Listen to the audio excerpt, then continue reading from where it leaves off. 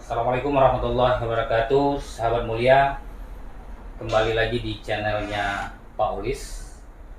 Kali ini kita bincang-bincang dengan seorang mantan aktivis tahun 98, dan kita akan bincang-bincang tentang keadaan situasi negeri kita saat ini. Selamat datang Bang Dayat. Selamat malam Pak Ulis. Malam.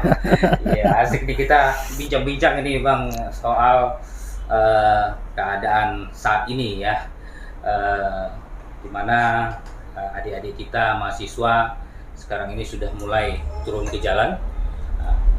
Bang Dayat juga mungkin dulu pernah ikut di dalam aksi aktivis mahasiswa dulu di tahun 98 ya Bang ya. Iya.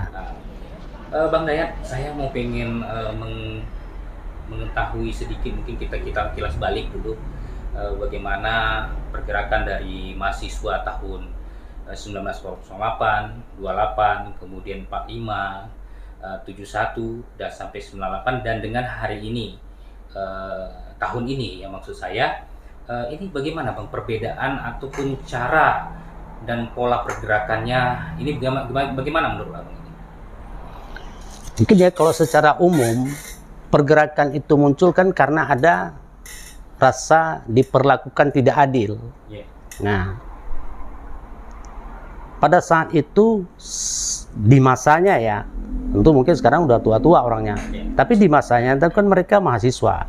Mungkin kalau 1908 ada Budi Utomo. Ya. Pada saat itu ketidakadilan yang dipraktekkan oleh penjajah. Maka secara alamiah orang-orang pribumi itu terkonsolidasi. Nah, jadi mungkin tanpa by design pun itu terkonsolidasi secara alamiah karena kehidupan kita yang tertekan. Apalagi yang menekan ini berbeda warna kulit, berbeda warna rambut, berbeda warna matanya. Ya mungkin juga berbeda adat istiadat termasuk faham religinya. Nah, pada saat 1908 terus berkembang. Lalu pergerakan lagi dari mahasiswa tahun 28 yang akhirnya melahirkan Sumpah Pemuda, di mana semakin jelas identitas pada saat itu tentang bahasa ya, tanah air ya, itu lewat Sumpah Pemuda 28. Nah, setelah 28 masuk ke masa menjelang kemerdekaan, karena itu berhadapan dengan Jepang tahun 45. Oh, aktivis 45. Bahkan di sana aktivis budaya ya, dari gerakan mahasiswa juga. Sama juga ya, mereka diperlakukan tidak adil, apalagi pada saat itu kita langsung langsung bisa membuat dikotominya antara penjajah dengan pribumi. Nah, setelah kemerdekaan ini kan pergerakan ini nggak pernah sepi, apalagi kalau misalnya dengan mahasiswa.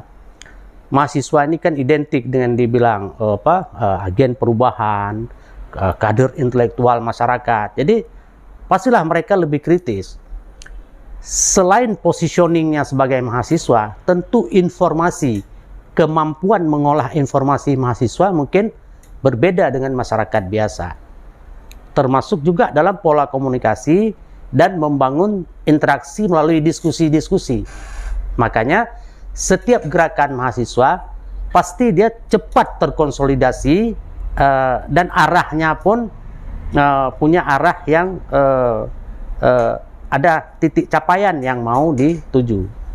Jadi kalau dalam bahasa lain, idealismenya lebih tinggi di dalam proses menentukan gerakan itu ketimbang masyarakat yang pada akhirnya mungkin berbaur ya, tapi lebih kepada awal-awalnya itu kan ya kalau dia terganggu secara personal, apakah atau bisnisnya atau hilang pekerjaan, berbeda dengan terkonsolidasinya mahasiswa. Maka setiap gerakan mahasiswa pasti berbeda pola penanganan oleh penguasa.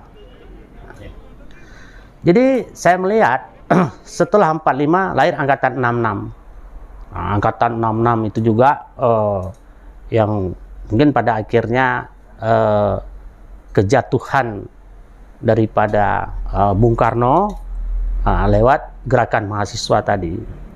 Lalu setelah 66 itu tahun 71 itu mahasiswa menolak secara besar-besaran terhadap investasi Jepang yang dianggap pada saat itu Jepang ingin menguasai kita lewat ekonomi dengan hutang dan segala macam. Maka ada peristiwa Malari.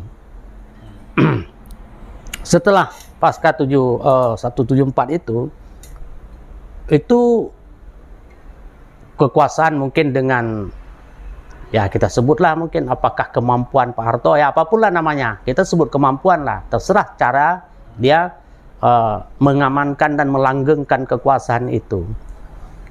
Lalu akumulasi dari semua itu pecah di 98, di mana sebelum 98 itu sudah ada kondisi-kondisi yang mengarah kepada kejadian 98 yang pada saat itu kita nggak ngerti bahwa itulah reformasi, ya. Tapi ada kondisi masyarakat, ada kondisi ekonomi dan keuangan negara yang pada saat itu memang tidak dalam keadaan baik-baik saja. Itu dibuktikan dengan nilai tukar rupiah yang begitu anjlok ketika dengan dolar. Ya mungkin saat itu bukan hanya Indonesia, juga negara-negara Asia Tenggara lain, Thailand itu semua terkena imbas itu. Tapi puncaknya yaitulah ketika IMF ya kalau kita bilang menandatangani, ya, perjanjian dengan yang langsung ditandatangani oleh Pak Harto itu. Tapi kalau kita menyebutkan IMF menekan agar Pak Harto menerima konsep utang yang diberikan oleh IMF. Namun setelah utang dengan IMF tidak menyelesaikan masalah, ya, mungkin itu hal yang terpisah tadi antara strategi IMF. Tapi inilah cikal bakal tadi mahasiswa melihat ada sesuatu yang tidak beres dalam sebuah kekuasaan, di mana kekuasaan itu kalau dalam konstitusi kita kedaulatan tertinggi adalah di tangan rakyat. Ya, mungkin pada saat rakyat ingin menggunakan kedaulatannya itu terakumulasilah di dalam gerakan mahasiswa. Sampai akhirnya pecahlah peristiwa 98. Jadi kira-kira seperti itulah. Jadi ada satu, kalau kita bilang ada satu situasi yang membuat mahasiswa itu bergerak. Nah, artinya tidak serta-merta dia bergerak. Ada satu situasi yang mendorong mahasiswa itu bersikap. Nah, saya pikir seperti itulah kira-kira secara gambaran umumnya Pak Ulis. Berarti ada situasi yang ditimbulkan oleh keadaan masyarakat, keadaan rakyat atau pemerintahan waktu itu. Jadi bedanya dengan dulu lebih mengarah kepada nasionalis ya, melawan penjajah dan sebagainya kan ya. Tapi kan sekarang ini kan dengan masyarakat kita sendiri dengan pemerintahan kita sendiri itu. Ini kan 98 yang kata Bang tadi juga keadaan ekonomi yang lagi anjlok ya kan, dolar yang lagi anjlok dan sebagainya. Ini tahun sekarang ini juga Indonesia juga dilanda Covid dan sebagainya. Ini berefek kepada ekonomi juga. Makanya kita melihat beberapa hari yang lalu mahasiswa juga turun. Dan situasi saat ini gimana menurut Abang? Ya, karena mungkin kalau kita menyinggung ke COVID ini kan menghantam dunia ya. COVID menghantam dunia, tinggal negara mana yang paling siap atau cepat dia beradaptasi. Nah, tentu negara-negara yang bukan tipikal, kita kan negara lebih ke konsumtif. Pasti kita lebih lambat dalam proses beradaptasi. Nah, dengan yang namanya COVID lah, kalau saya menyebut COVID dalam tanda kutip gitu, ya kan? Karena kita nggak punya ilmu tuh tentang bakteri, molekul atau apa namanya, tapi kita dapat merasakan bahwa imun tubuh kita itu kita yang tahu. Ya, selain nanti ada kena, kalau beda dengan orang nanti tertabrak, tertembak segala macam. Tapi kalau imun tubuh kita, saya melihat begini, kita secara alamiah imun tubuh itu terbentuk. Tetapi COVID itu mampu merubah kebijakan negara, termasuk kebijakan dalam penggunaan anggaran ketika menjadi prioritas penanganan kesehatan. Saya ingat sekali pada saat awal-awal COVID itu merebak, itu APD aja, alat pelindung diri bagi petugas kesehatan 2,5 juta satu, dan disebutkan hanya sekali pakai, langsung harus dibakar, dimusnahkan. Sebegitu berbahayanya COVID itu. Ya, kan tidak ada alat untuk membantah bahwa baju itu tidak berbahaya setelah menangani pasien COVID. Tapi kita bisa hitung berapa banyak habis uang saat itu hanya untuk membeli baju 2,5 juta yang langsung setelah itu tidak boleh digunakan lagi sesuai dengan standar kesehatan yang disebutkan oleh WHO itu. Lalu lahir namanya social distancing, berubah menjadi physical distancing, dan seterusnya sampai terkondisi seperti hari ini, di mana ada vaksin dan segala macam, dan pembatasan masyarakat. Padahal kita tahu masyarakat itu kan hidupnya memang lewat proses interaksi, dia menghasilkan uang. Untuk apa? Untuk menghidupi keluarganya. Karena kan cuma berapa persen yang mereka itu cari uang, lalu menikmati dengan hedonismenya itu tadi. Yang lain kan lebih ke bertahan hidup.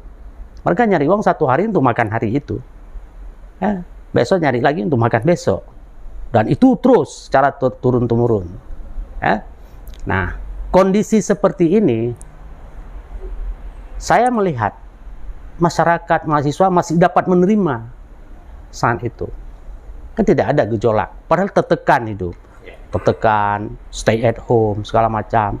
Kita lihatlah pedagang-pedagang semacam yang harus sampai itu warung-warung tidak boleh menerima orang duduk di warung, tapi beli bawa pulang. Padahal kita tahu warung di sini tempat proses interaksi, bukan hanya tempat orang menikmati secangkir kopi. Dapat diterima. Lalu muncul gerakan hari ini. Ya mestinya saya pikir negara pasti sudah punya formulasi ya, pasti dia kan mereka punya instrumen deteksi dini terhadap situasi negara ini dengan instrumen-instrumen keamanan dan instrumen intelijen yang dimiliki oleh negara. Tapi kalau kita sebagai rakyat, ya kalau dibilang, mungkin kalau kita bilang kita menganalisa, nanti dibilang terlalu canggih karena kita nggak punya kemampuan di sana. Tapi kalau kita bilang kira-kira kalau kita berkhayal, ya boleh dong rakyat ini berkhayal kan. Nah, walaupun nanti yang menikmati khayalan rakyat ini dinikmati oleh penguasa ataupun oligarki yang ada di seputaran kekuasaan itu. Tapi kalau kita berandai-andai, kenapa tiba-tiba mahasiswa bisa terkonsolidasi hari ini? Jadi menurut saya ini akumulasi, akumulasi oleh kebijakan-kebijakan negara dan pernyataan-pernyataan yang mereka, karena saat ini menjabat berarti kan mewakili negara pernyataannya. Nah, menurut saya mungkin bukan hanya mahasiswa, orang awam dia seperti kita mungkin melihat ini ada hal yang nggak sinkron atau kontraproduktif terhadap pernyataan itu. Nah, termasuk mungkin yang paling membumi di dalam isu mahasiswa hari ini tentang 3 periode presiden, atau ada perpanjangan masa pergeseran pemilu yang mestinya 2024 bergeser ke 2027. Jadi di dalam tuntutan mahasiswa lebih banyak ke arah itu. Tapi itu saya melihat itu hanya akumulasi. Ada kondisi ekonomi kita yang tidak dalam kondisi baik-baik saja. Terserah mungkin. Kalau pakar keuangan, pakar ekonomi menyebutkan bagaimana, atau menteri keuangan, itu hak mereka. Tapi kita sebagai rakyat, kita rasakan bagaimana proses naiknya harga BBM, kita rasakan kelangkaan minyak goreng, kita rasakan secara alamiah pasar bereaksi ketika BBM itu naik, semua harga-harga naik. Sementara pendapatan masyarakat tidak naik. tambah lagi dengan pajak yang meningkat. Nah, jadi akumulasi ini menurut saya tanpa dikondisikan pun direkayasa itu secara alamiah terkonsolidasi, karena mahasiswa ini kan punya orang tua, dia dapat kiriman dari orang tua. Begitu orang tua susah dapat duit, kan tentu seret ngirimnya ke si mahasiswa, kan. Baru nanya, lu udah dapat kiriman belum? Lu udah dapat belum? Semua bilang belum. Kenapa ya? Dia bilang kan, itulah bapak bilang sekarang lagi sulit. Dia bilang, ya ibu gua juga bilang lagi sulit. Jadi lama-lama duduk dia di satu meja menceritakan kesulitan orang tuanya. Pasti dia cari tahu kenapa orang tuaku sulit. Nah, hal-hal seperti ini. Jadi kalau ada yang mengatakan ini ditunggangi, saya pikir ya kalau ditunggangi secara strategis enggak lah. Kalau sampai saat ini ya, saya pikir ini masih alamiah gerakan mahasiswa ini. Gitu, Pak Ulis. Berarti 98 dengan kondisi 98 dengan sekarang ini kan hampir-hampir mirip juga ya, Bang Budaya? Ya. Kan rentetannya ke ekonomi juga. Ya. Nah, yang sekarang ini juga seperti itu, Bang Budaya? Ya, hanya saja begini ya. Karena gini, pasti ada konflik elit. Konflik elit di dalam sebuah kekuasaan itu ada yang bertransformasi ke massa, ada yang ditransformasi ke massa. Nah, maka disebut ada by design, ada yang terjadi memang itu reaksi alamiah. Kan? Karena kan pada akhirnya ini saya lihat kayak berlaku teori survival. Orang semua butuh survive dalam kondisi seperti hari ini. Nah, apa yang terjadi hari ini mungkin kalau substansi pergerakan atau perlawanan saya pikir hampir sama. Jadi nggak mungkin lah tiba-tiba kucuk-kucuk mahasiswa mau bergerak. Kalau mau bergerak tiap hari dia bergerak.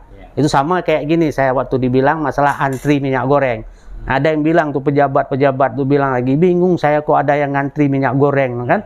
Saya jadi bingung waktu dia bilang itu, karena kita nggak punya budaya itu. Kalau memang ini ibu-ibu ini ngantri, kita lihat tiap hari dia ngantri. Kalau memang dia memang tukang ngantri gitu. Tapi kok tiba-tiba ini dia ngantri? Ada satu situasi yang membuat dia tiba-tiba ngantri, atau terpaksa ngantri, atau takut kalau nggak ngantri. Nah, jadi menurut saya ke arah itu yang harus dikaji. Bukan langsung melihat ngantri itu tidak baik, membuat tidak stabil. Kenapa ngantri itu ya? Kenapa ngantri itu yang harus dibahas? Dari mana datang? Karena gini, kita lihat apakah dia memang budayanya ngantri. Setiap mau beli dia ngantri gitu. Atau setiap mau beli apa-apa dia takut dulu, takut nggak ada. Kok tiba-tiba saat ini muncul perasaan takut dia nggak ada terhadap itu. Ya? Nah, kan saya pikir apa yang kita omongkan ini itu kan menjadi bahan diskusi anak mahasiswa. Kami juga dulu kayak gitu. Kita diskusikan 98 sebelum kejadian, jauh-jauh hari sebelum 98. Saat terjadi krisis 96 itu, kan? Nah, hari ini juga sama, mungkin beda aktor politik yang terlibat.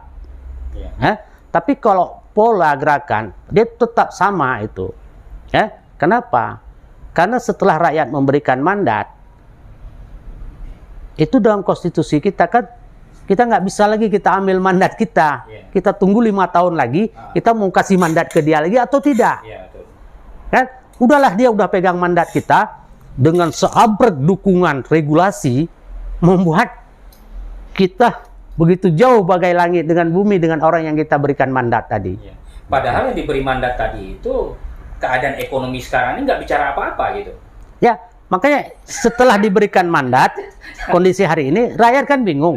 Setelah dia berikan mandat, mestinya mereka kan digaji itu. Yang gaji siapa? Yang gaji lewat pajak rakyat. Kan semua kita membayar pajak.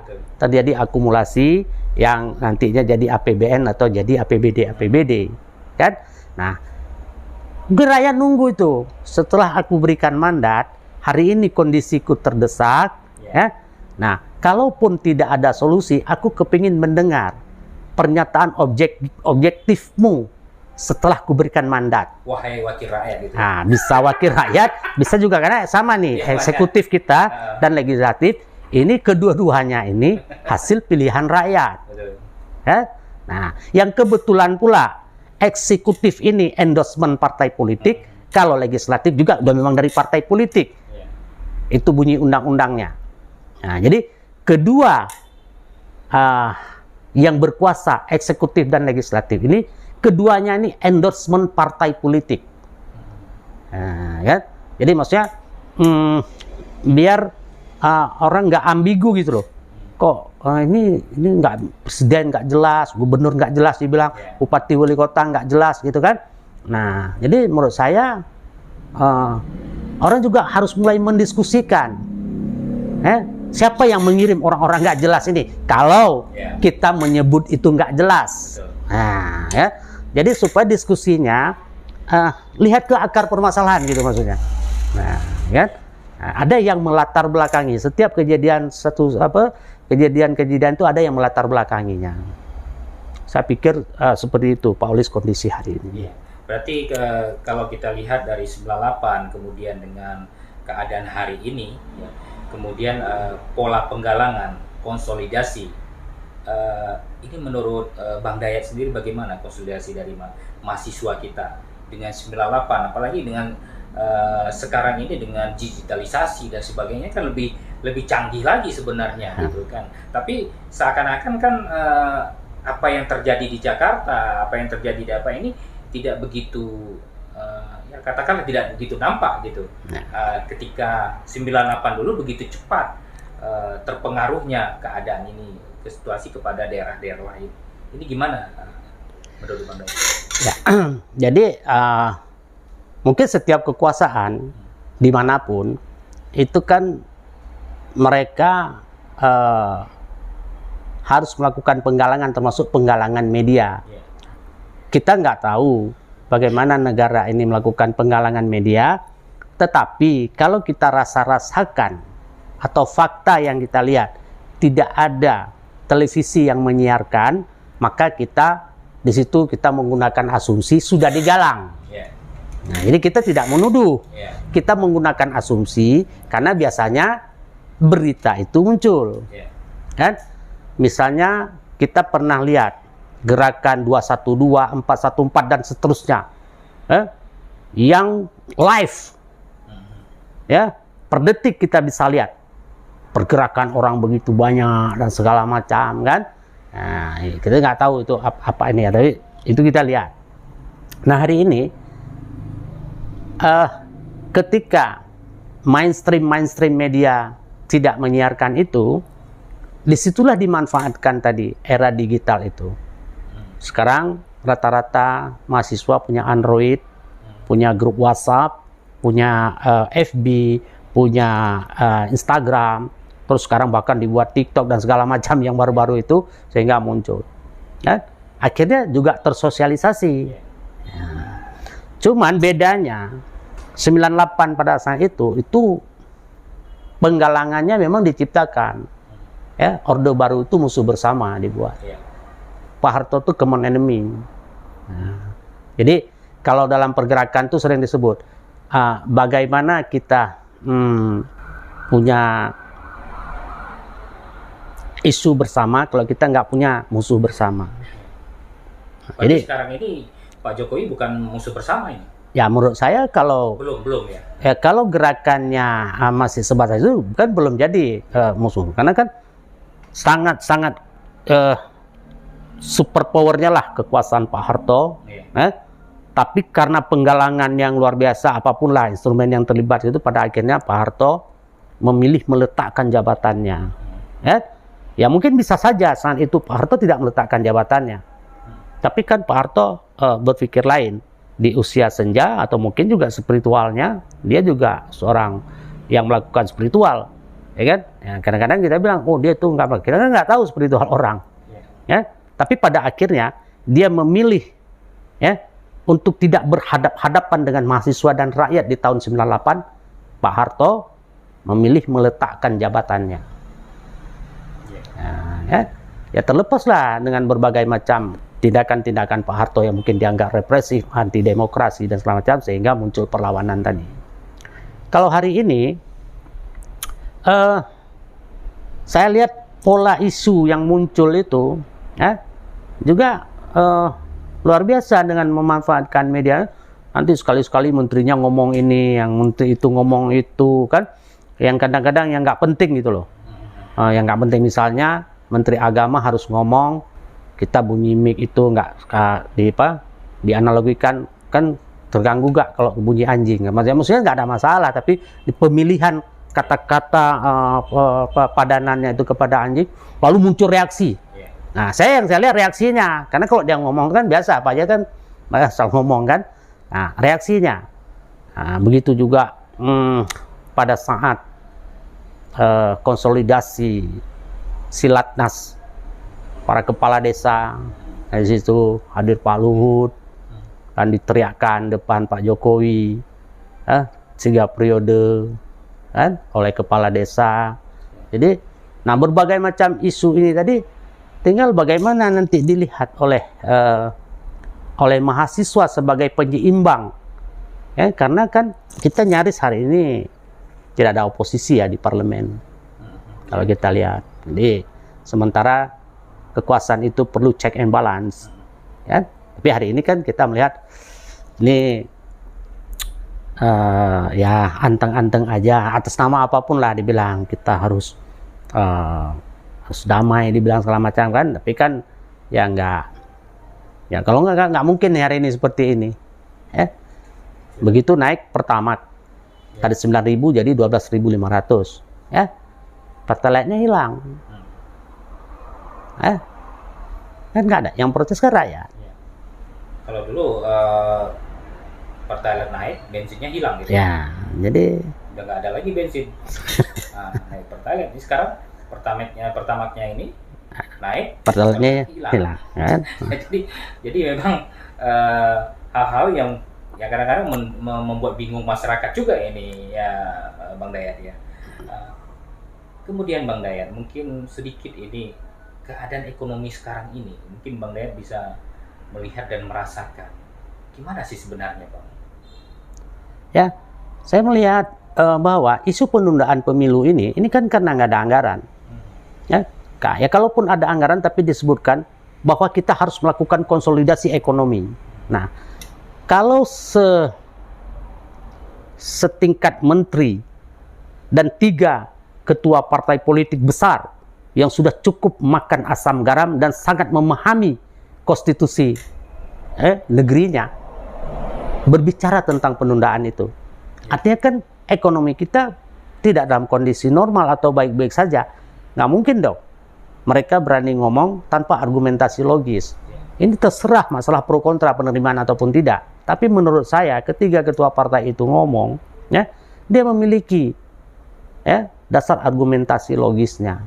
Maka dibilang kita perlu melakukan pemulihan ekonomi. Nah, pertanyaannya, kalau perlu pemulihan ekonomi, kalau juga pemilu itu dilaksanakan di 2024, dengan anggaran yang besar, apakah cukup? Ya, setelah early warning atau orang menyebut itu saran atau ide, atau orang menyebut keinginan, tapi apapun itu sudah muncul ke publik yang disampaikan oleh orang-orang yang dia artinya dia pejabat negara yang mengeluarkan pernyataan tersebut. Nah, artinya kondisi ekonomi hari ini tidak dalam kondisi baik-baik saja. Tapi kalau misalnya kondisi kata Bang Dayat tidak dalam keadaan baik-baik saja, tapi kita tengok jalan tol juga berjalan dengan pembangunannya, ini lagi mau IKN dan sebagainya. Ini kan berarti uang ada gitu ya kan. Semua pembangunan berjalan dengan baik, kita melihatnya gitu kan. Kondisi seperti ini, tapi di masyarakat memang kan terasa memang berat, memang apalagi kita sering mendengar ya, menyaksikan di lapangan gitu ya, seperti Bang Dayat tadi bilang harga minyak goreng naik ya kan, bahan baku naik, pajak naik, gaji nggak naik, kemudian harga jualnya juga nggak naik gitu, tetap sama juga. Nah, jadi gimana menurut Bang Dayat nih, kan pemerintah dalam keadaan kurang baik, misalnya nggak ada anggaran dan sebagainya, tapi anggaran untuk pembangunan seperti itu cukup berjalan dengan infrastruktur, tidak berjalan dengan lancar gitu ya. Jadi kalau menyangkut dengan infrastruktur, jadi kan ada proyek-proyek strategis nasional namanya. Ya, proyek strategis nasional ini kan yang sudah sudah berjalan atau sedang berjalan, ya, itu mungkin masuk ke dalam prioritas. Menyangkut misalnya sarana transportasi yang dianggap juga itu sangat dibutuhkan oleh masyarakat, kan? Ya. Tapi yang kita lihat bahwa bagaimana cara mengendalikan pasar itu? Siapa yang mengendalikan pasar ini? Ya? Saya teringat 98 dulu itu. Itu sebelum terjadi pecah peristiwa Mei itu sembako itu sempat langka tuh di sepanjang Pantura tuh. Jadi sempat langka sembako. Nah, hari ini kita lihat harga gas naik dan yang lain-lainnya naik. Apakah mungkin nanti rakyat tidak sanggup lagi membeli, ataupun memang kekuasaan pemain yang berbisnis di sini yang terjadi? Sama kayak yang menimbun minyak goreng. Nah, kalau saya ngelihatnya regulasinya bagaimana sehingga siapa yang memonopoli itu? Karena regulasinya dari pemerintah juga, tidak dengan serta-merta, kan? Jadi yang menurut saya, kalau memang pejabat negara ini serius mengurusi negara, pasti punya jalan keluarnya. Tapi kalau kita lihat antara Pak Presiden, sayang kita lihat Pak Presiden udah ngomong, ini harus sayang kepada rakyat dan segala macam, kan? Sementara menteri-menterinya ya dengan gayanya sendiri, kan? Jadi kadang-kadang sayang juga kita Pak Jokowi sebagai presiden. Prediksi abang lah nih bang, dengan adanya demo mahasiswa ini, gimana keadaan ke depannya? Kalau konsolidasi elitnya gagal, ya gerakan ini ya seperti snowball.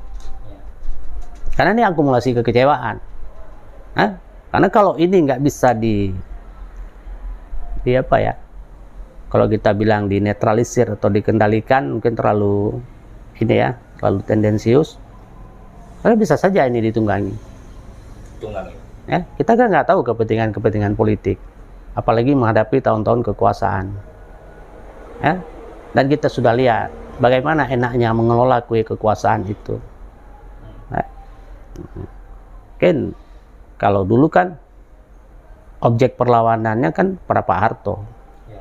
Kalau hari ini kita baca-baca di media kan sering disebut itu oligarki kekuasaan.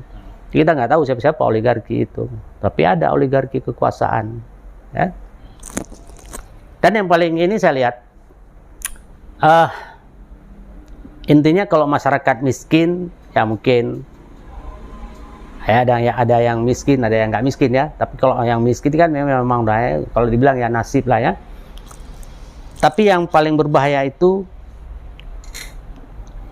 apabila masyarakat miskin itu dia sudah patah semangat.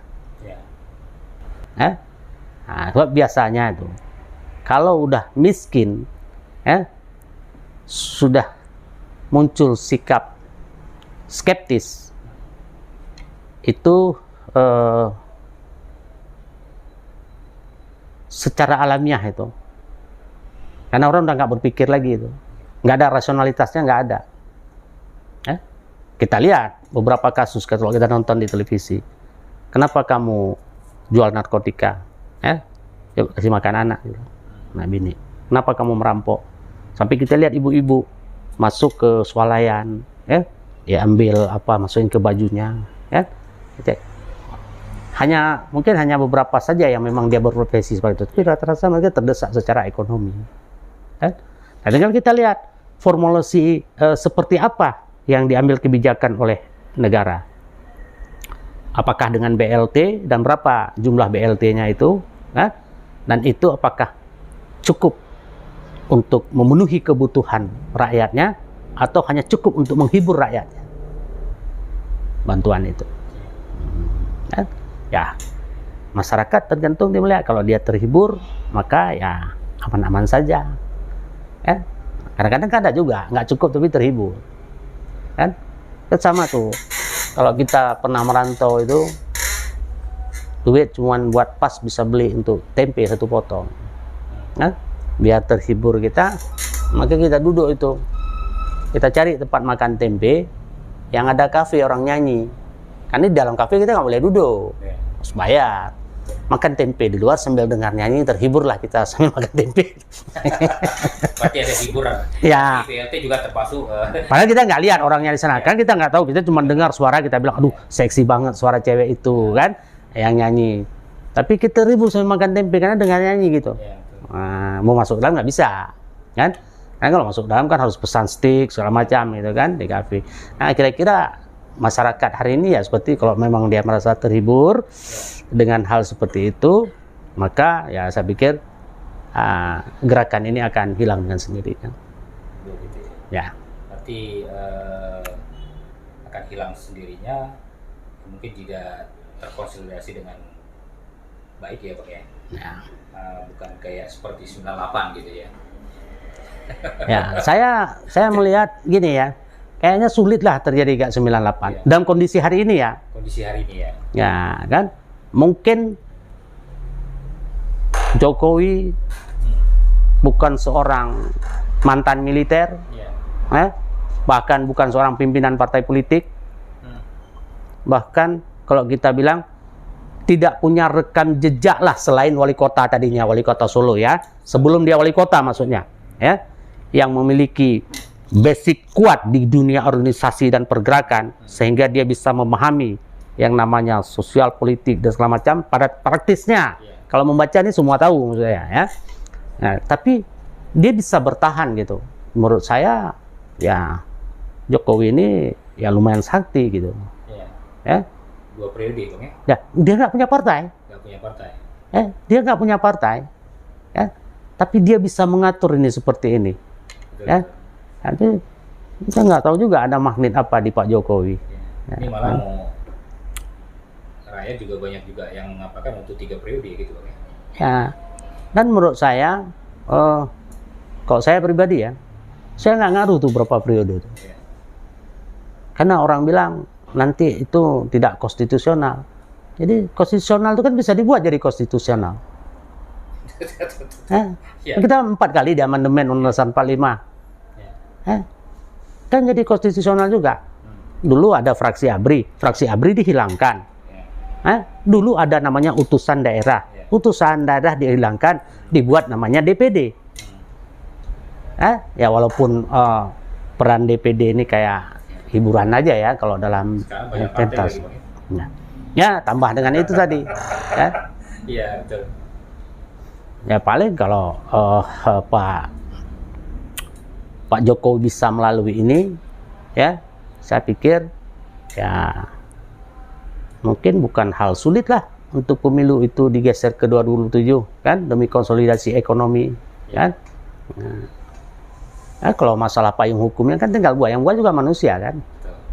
Ya, tinggal kita lihat kan manusia-manusia mana saja yang mendapatkan kewenangan kan untuk membuat regulasi payung hukum sehingga itu menjadi konstitusi. Pesan Abang nih untuk mahasiswa.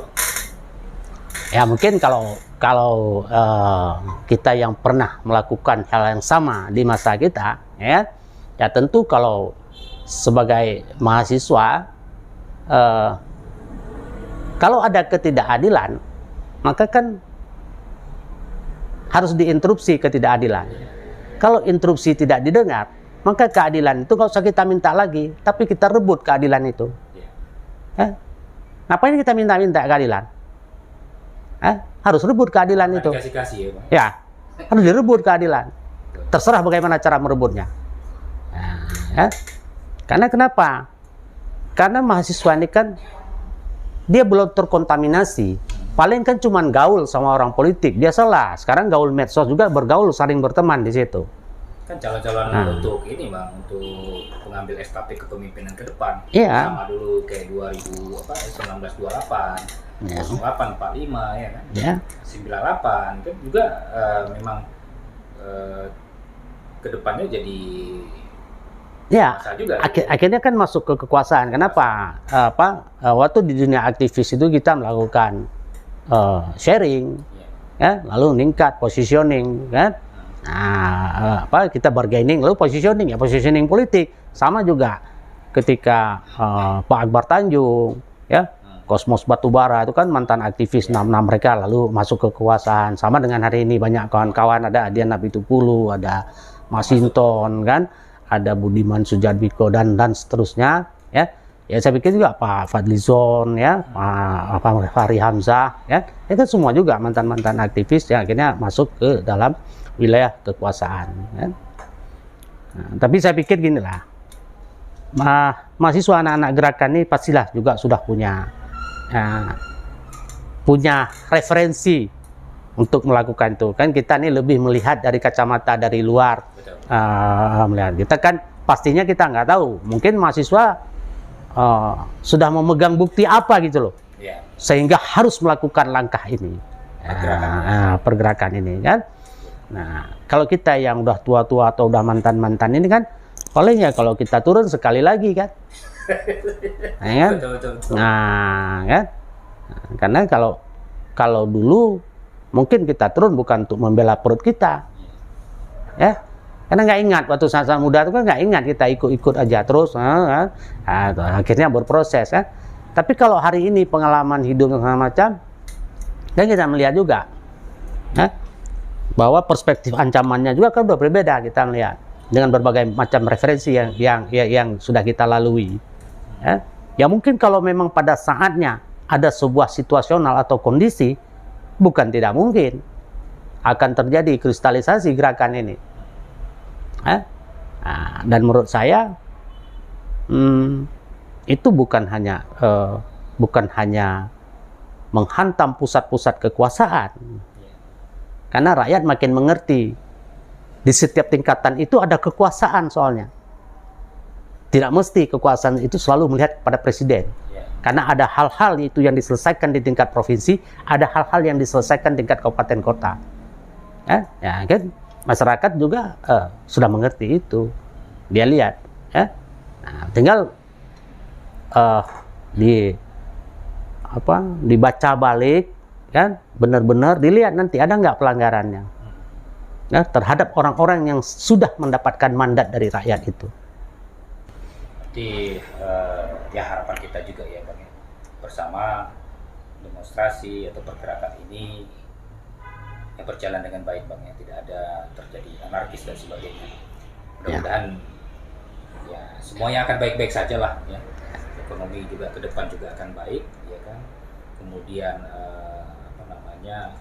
suksesi kepemimpinan juga ke depan juga akan berjalan dengan baik, dan Indonesia kembali hidup normal, masyarakat juga akan kembali beraktivitas yang kata Abang tadi hanya untuk memenuhi kebutuhan hidup mereka. Itulah masyarakat sebenarnya, bukan harus ngoyo kayak yang tadi itu yang diberikan mandat itu, kan gitu kan, harus mengambil sebuah kekuasaan lagi yang seperti Abang katakan tadi, ada kebutuhan, setelah kebutuhan itu dapat kemudian mengambil sebuah kekuasaan dan sebagainya.